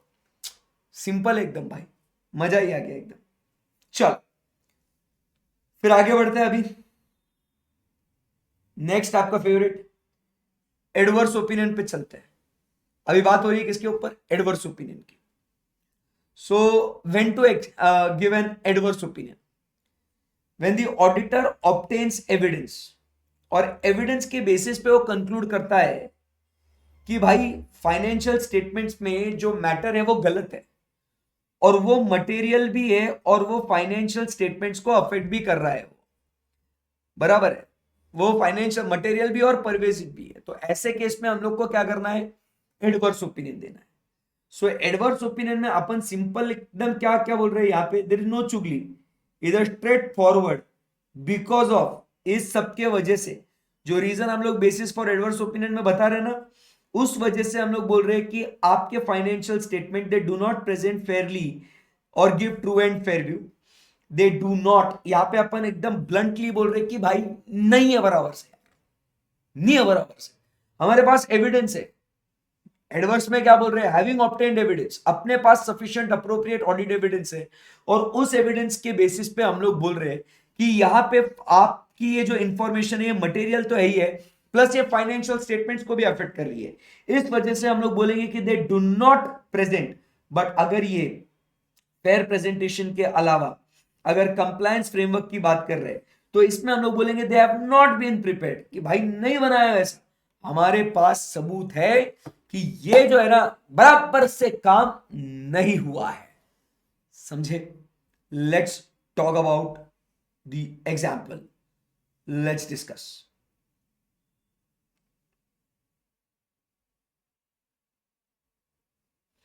आइए देखो यहां पे क्या लिखा है। इन आर ओपिनियन, ये एक ऑडिट रिपोर्ट है, एग्जाम्पल है, ध्यान से देखना। In our opinion, to the best of the knowledge, because of the significance of the matter described, बराबर, the financial statements do not give true and fair view. इधर क्या बोला? बिकॉज ऑफ, इस वजह से। अभी क्या है वो, ध्यान से देखना क्या लिखा। द कंपनीज फाइनेंसिंग अरेंजमेंट, अभी जो एग्जांपल दिया था ना फाइनेंसिंग अरेंजमेंट का, उसका एक मॉडिफाइड वर्जन देखो। The companies financial arrangement expired and the amount outstanding was payable on 31st March. The company is unable to renegotiate or obtain replacement financing, considering and is considering filing what? Bankruptcy. अभी क्या बोला? This event indicates material uncertainty. बोलो, this event indicates what? This event indicates what? Material uncertainty and may cast a significant doubt. The financial statements do not disclose this fact. यहां पे इस case में क्या हुआ? इन्होंने इस फैक्ट को डिस्क्लोज ही नहीं किया। जो हमने क्वालिफाइड के लिए क्या बोला, उसने बताया वो। अभी इधर आओ वापस से, इधर समझ में आया कैसा ओपिनियन चेंज होगा रे? ये बातें ध्यान में रखना है अपने को, ओपिनियन कैसा चेंज होते जाता है। इधर क्या हुआ? Unable to, the financial statements do not include discussion only on what the impact on the availability of what? Impact on the availability of the refinancing. बराबर के नहीं? So this fact has not adequately disclosed. वो लोग बता रहे कि it has caused a significant doubt. हम लोग वो पूरा notes to annexed discuss the magnitude of this expiration वगैरह वगैरह, बट उसका इंपैक्ट उन्होंने डिस्कस नहीं किया है, तो इसके लिए हम लोग वहां पे क्वालिफाइड दे रहे। बट अगर इस फैक्ट को ही वो लोग इग्नोर कर देते तो वो परवेजिव हो जाता और अपना ओपिनियन क्वालिफाइड से चेंज हो जाता एडवर्स। चलो अभी डिस्क्लेमर आ जाओ।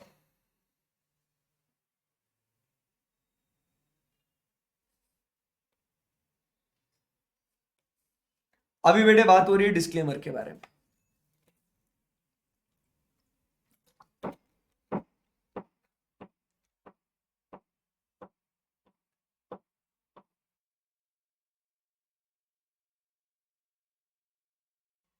एक बार आप ये पढ़ लो जरा, 2 पॉइंट।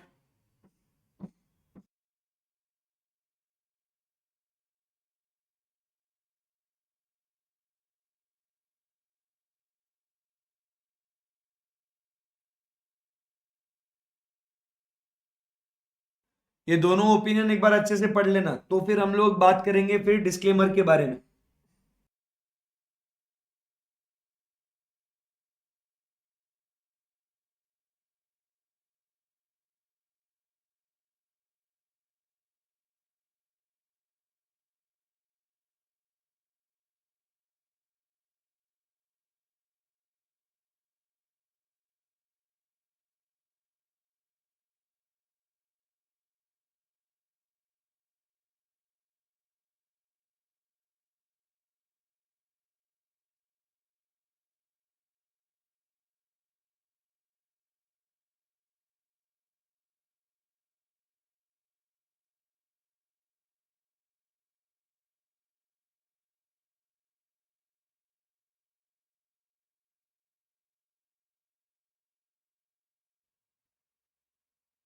ओके देन, तो चलिए फिर अभी आगे बढ़ते हैं। डिस्क्लेमर, डिस्क्लेमर अभी हाथ ऊपर कर देना बाबा।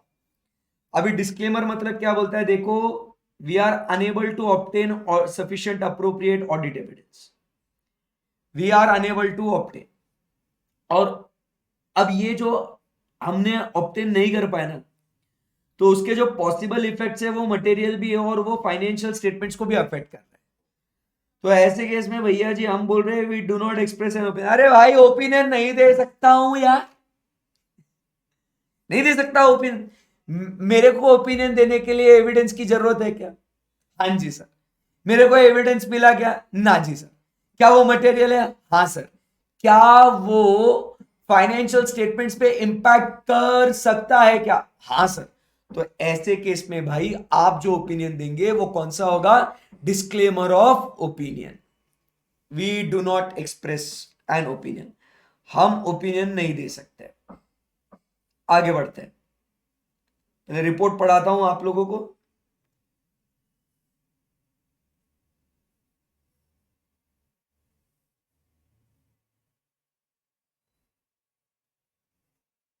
डिस्क्लेमर का क्या बोला है यहां पे? वी डू नॉट, ये एक इंडिपेंडेंट ऑडिटर्स रिपोर्ट है, Chhattisgarh Surguja Power Limited. We do not express an opinion on the accompanying financial statement because of this. नहीं दे सकता ओपिनियन। क्या लिखा है देखो, the company had an opening balance of capital work in progress amounting to this इतना capital WIP था।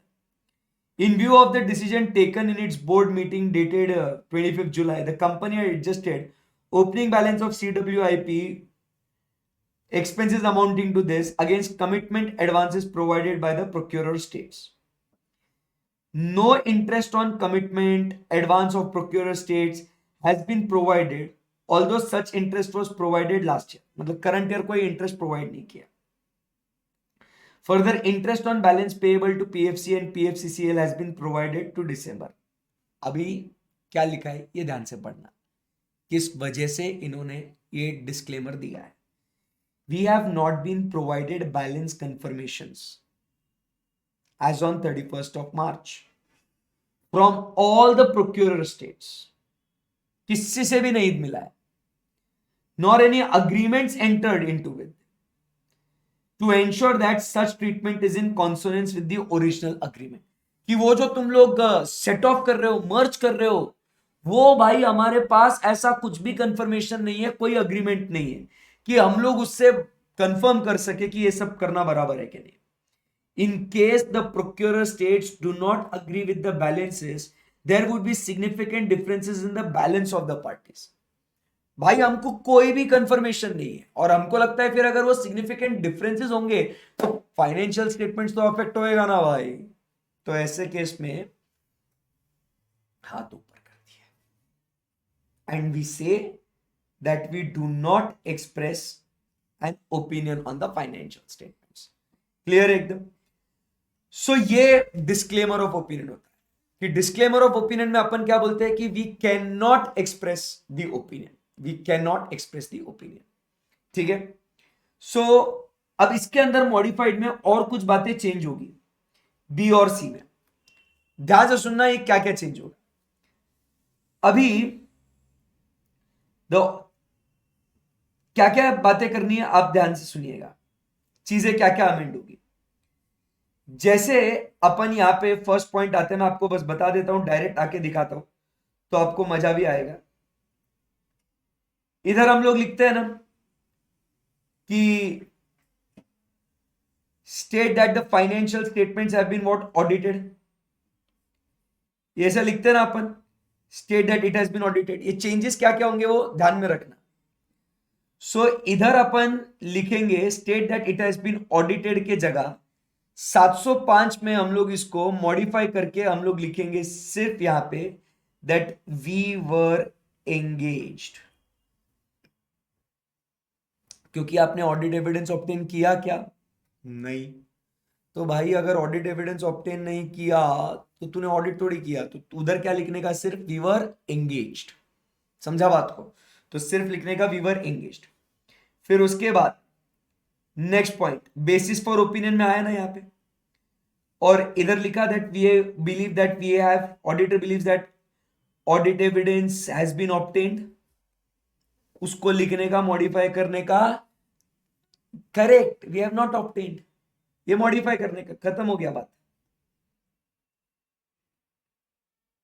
आ रहा हूं इधर।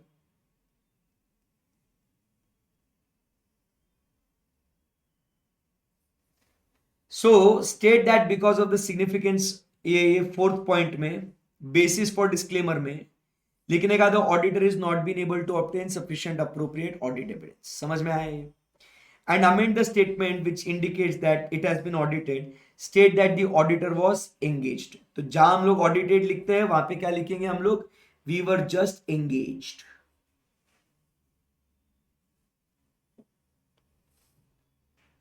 डन।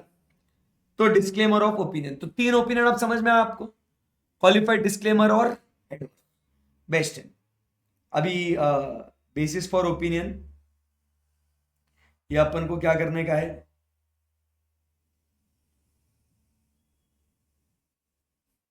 ये अलग स्टैंडर्ड है इधर से।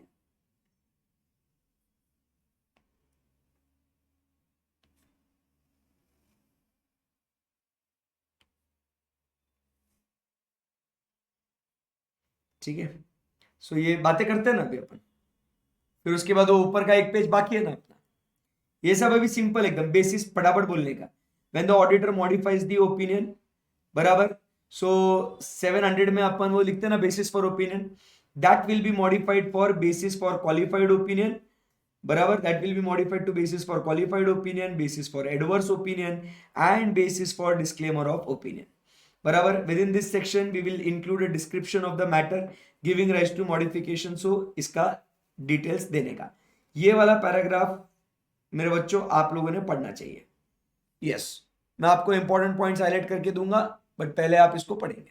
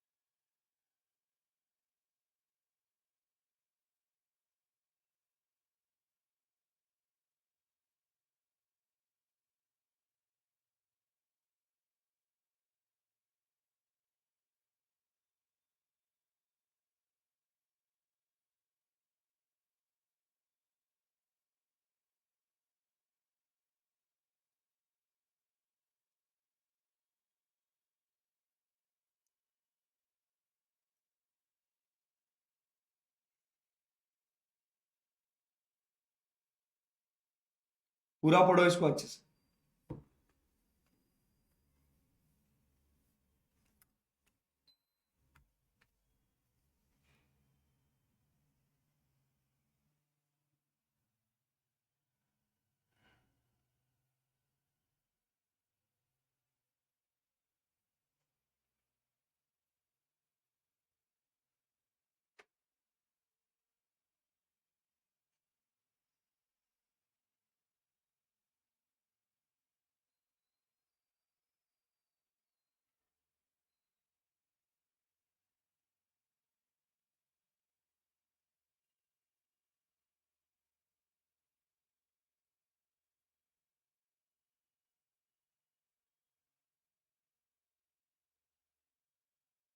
इजी है ना एकदम?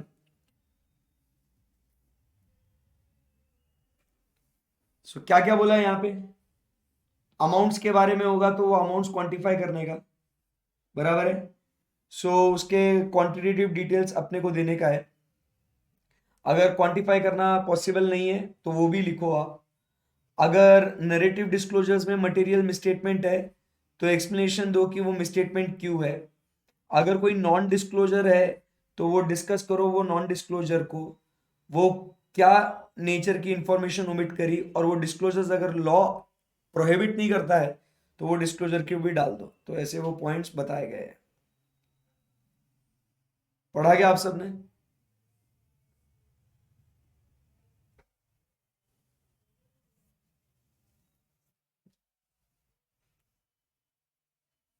चलो लास्ट 1 मिनट रीड करो, उसको पूरा अच्छे से रीड करो, सिर्फ फॉर्मेलिटी के लिए नहीं करना है।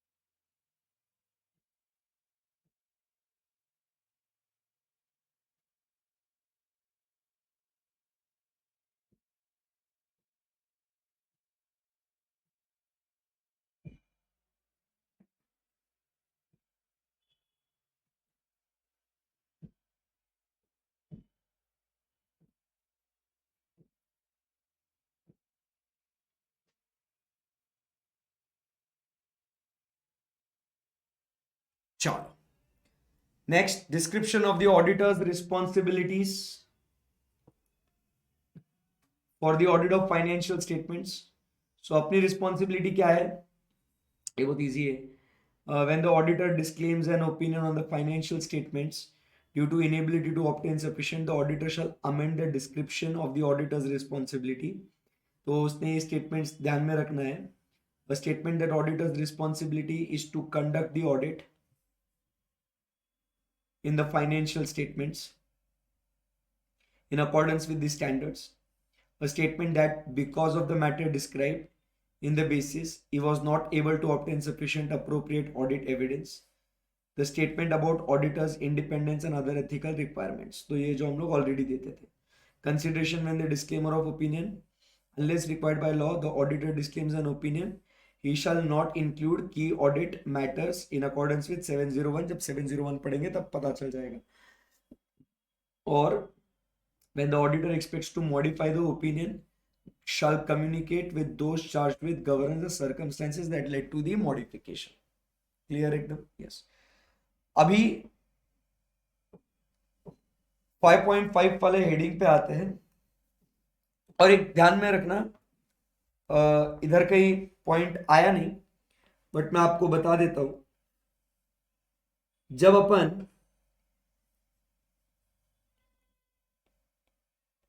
क्वालिफाइड ओपिनियन देते हैं तो यहां पे ध्यान में रखना,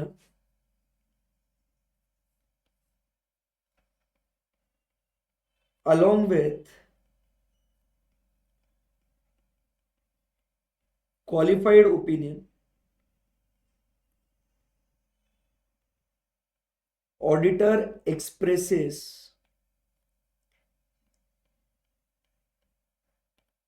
unqualified opinion as well. So जब ऑडिटर क्वालिफाइड ओपिनियन देता है ना, तो उसके साथ वो क्वालिफाइड के साथ साथ वो जो है ना बेटा अनक्वालिफाइड ओपिनियन भी देता है। जैसे अपन ने क्या कहा, एक्सेप्ट फॉर दिस, बाकी सब gives what true and fair view, accept for this it gives what true and fair view, ऐसा बोला ना। सो यहां पे इधर अगर आप तुम देख रहे हो ना कि एक्सेप्ट फॉर दिस क्या बोला अपन ने, they give true and fair view, they present fairly in all material respect. तो इसका मतलब क्या हुआ, यहां पे अपन ने कौन सा ओपिनियन दिया, अनक्वालिफाइड ओपिनियन दिया ना, इसको छोड़ के। तो क्वालिफाइड के साथ साथ आप अनक्वालिफाइड ओपिनियन भी दे सकते हो। आई बात समझ में? बट इतना ध्यान में रखने का कि जब भी हम लोग कोई भी डिस्क्लेमर या एडवर्स ओपिनियन देते हैं, ठीक है, तो इसके साथ auditor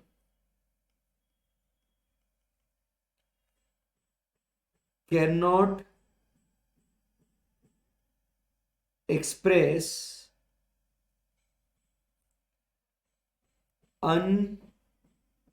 unqualified opinion as it will be contradicting to the opinion already expressed। ये क्या हो जाएगा, वो कॉन्ट्रेडिक्टरी हो जाएगा ना। मतलब क्या है, अब समझिए कि अगर उसने, वो बोल रहा है कि auditor can not give an opinion, या वो बोल रहा है it does not give true and fair view, और उसके साथ साथ अगर वो अनक्वालिफाइड ओपिनियन दे देगा तो वो कॉन्ट्रेडिक्टरी नहीं होगा क्या? एक जगह तुम बोल रहे हो you can not give an opinion, और दूसरी जगह बोलोगे it gives true and fair view, possible नहीं है।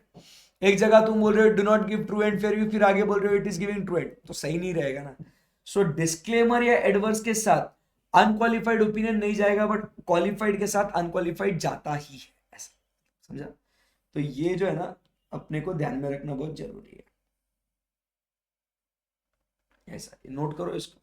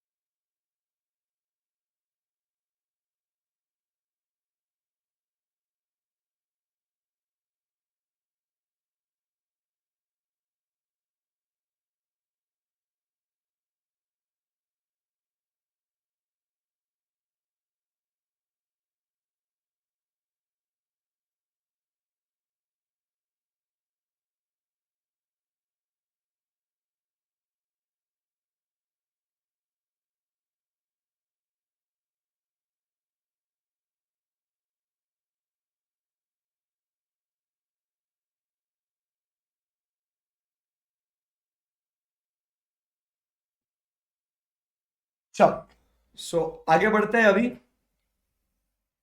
इस पर्टिकुलर स्टैंडर्ड का लास्ट पार्ट जो है, आइए उसको डिस्कस करते हैं। What is the consequence of inability to obtain sufficient appropriate audit evidence due to management imposed limitation after auditor has accepted the engagement। क्या बोल रहा हूं, ध्यान से सुनना।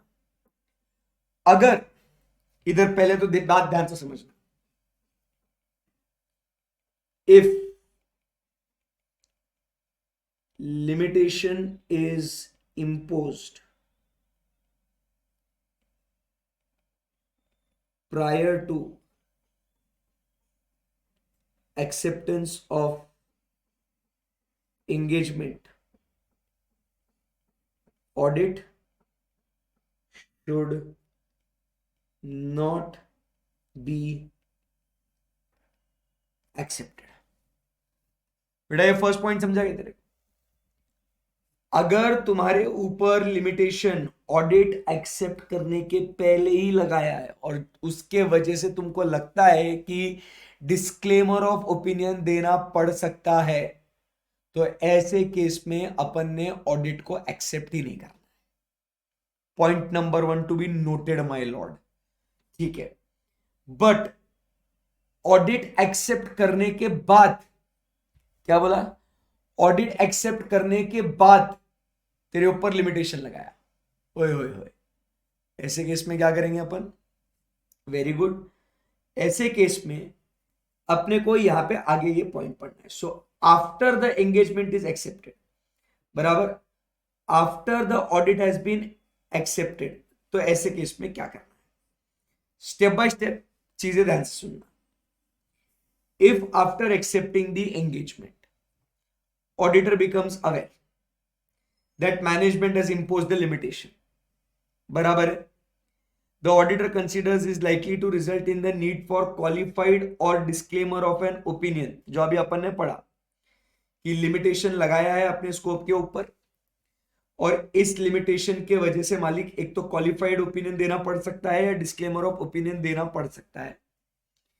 तो अपन जाएंगे और मैनेजमेंट को बोलेंगे काहे माता पच्ची कर रहा है इतना भाई, क्यों इतना लिमिटेशन लगा रहा है, येड़ा हो गया क्या तू, चल अच्छा बच्चा है ना तू, मैनेजमेंट ये लिमिटेशन को हटा दे, चल बेटा ऐसे जिद नहीं करते। तो request management to remove the limitation, उसको बोलने का मैनेजमेंट अच्छा बेटा है ना, चल लिमिटेशन को हटा दे। So request the management to remove the limitation, गया है दिमाग के अंदर। बट मैनेजमेंट इज व्हाट, धीट बाय नेचर, बोलता नहीं भाई I am not going to, management बोल रहा है नहीं बाबा ऐसा नहीं होएगा, मैनेजमेंट रिफ्यूजेस टू रिमूव। टेढ़ा बेड़ा ये तो समझ में नहीं आ रहा, निकाल बोला लिमिटेशन, मैनेजमेंट हट रहा ही नहीं भाई। फिर क्या करने का, उनके पप्पा के पास जाने का, उनके सुपीरियर के पास। So if they refuses to remove the limitation, refuses to remove, then फिर क्या करने का, अपन ने जाने का उनके पापा के पास and communicate the matter to those charge with governance, बराबर। अगर वही सारे नहीं है, अलग अलग है तो, क्योंकि अपन ने याद है ना टीसीडब्ल्यूजी कौन, वो सेम भी हो सकते सब। सो उनको बताने का, एंड उसके बाद अपन गिव अप नहीं करने का, अपन भी डटे रहने का। अपन ने क्या ट्राई करने का, अल्टरनेटिव प्रोसीजर, कि दूसरे कुछ राह से अपने को ऑडिट एविडेंस मिल सकता है क्या, कुछ अल्टरनेटिव कुछ प्रोसीजर है क्या, जैसे अल्टरनेटिव डेट पे परफॉर्म करो, बराबर। अगर बैलेंस कंफर्मेशन नहीं मिल रहा है तो रिकंसिलिएशन करके चेक कर लो, फिजिकल इंस्पेक्शन करो, तो कुछ अल्टरनेटिव प्रोसीजर। बट इतना सब हाथ पैर मारने के बाद still is unable to obtain sufficient appropriate audit evidence, और उसको अब लग रहा है कि बाबा इसके पॉसिबल इफेक्ट्स जो है ये मटेरियल है बट परवेजिव नहीं है। मेरा बच्चा आप बता, इसीलिए एंड में रखा था, आप बता कौन सा ओपिनियन देने का। तो यहां पे अपन ने देने का क्वालिफाइड ओपिनियन, समझा बात को, यहां पे देने का क्वालिफाइड ओपिनियन। उसके बाद if the auditor concludes that possible effects on the financial statements are both material and pervasive, तो ऐसे केस में डायरेक्टली डिस्क्लेमर नहीं देने का, इधर क्या है, इधर तो पहले बोलने का जा साले ऑडिट ही नहीं कर रहा, विड्रॉ। क्या बोलने का, डायरेक्टली नहीं खेलना हमको, ऑडिट ही नहीं करना तुम्हारा भाई। अच्छा क्या फालतू गिर लगा के रखा है। सो auditor will what, withdraw from the engagement if permitted by law, but if withdrawal is not permitted, बराबर, if withdrawal not practicable or possible then give disclaimer। और अगर उसने withdrawal किया है, बराबर, if the auditor gives the withdrawal, तो उसने उसकी लीगल रिस्पॉन्सिबिलिटीज को देखना है कि किसको उसने कम्युनिकेट करना है। आई बात समझ में, ये चार्ट पढ़ो इसको, बहुत सिंपल समरी बनाया आपके लिए।